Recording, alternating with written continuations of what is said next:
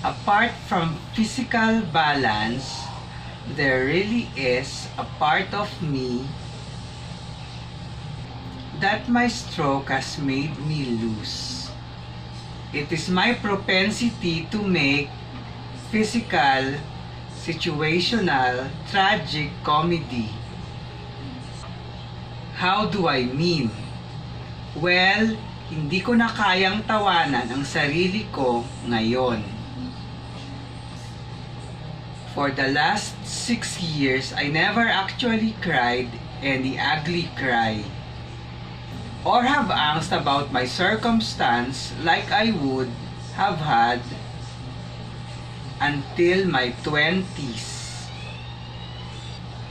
No, none of that. Where mental health was concerned, I was mostly numb all that time.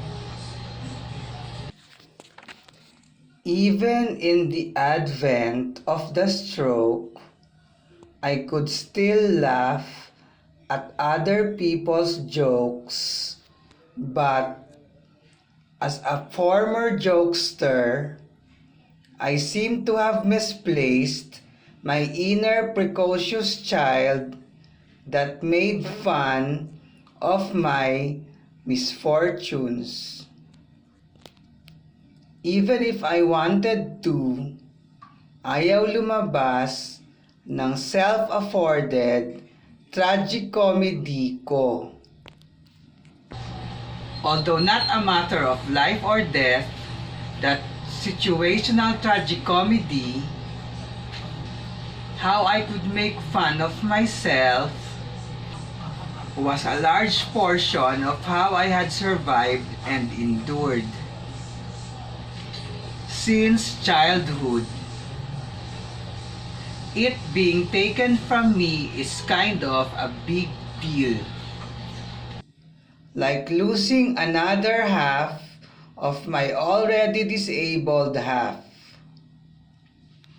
Paano ko pa ngayon pupunan o ibabalik ang nawala? When I baked my first ever pandemic chocolate cake on April 26, 2020, I didn't yet think it was going to grace any vlog of mine someday.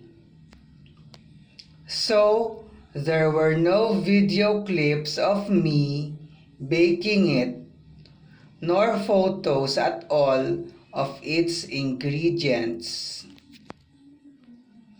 As far as I can remember, I used Cebu Tablea de Cacao blended with Goya dark chocolate chips and Hershey's semi-sweet chocolate chips, all of which I mixed with all-purpose flour and salted butter. The mixture was next given calumet baking powder, brown sugar, Langnis honey, birch tree powdered milk, a bit of water, plus a trio of eggs to seal it. I then transferred my batter into a couple of square aluminum baking pans sealed with margarine and butter. Baked that for 30 minutes per tray at 250 degrees Celsius in the oven of a La Germania cooking range, at which time I made my cake top of powdered milk and crushed Oreos. Carry lang, me, chocolate, may nag-iisang moving hand. At the last 7 minutes of baking, Mom swooped in to put the toppings.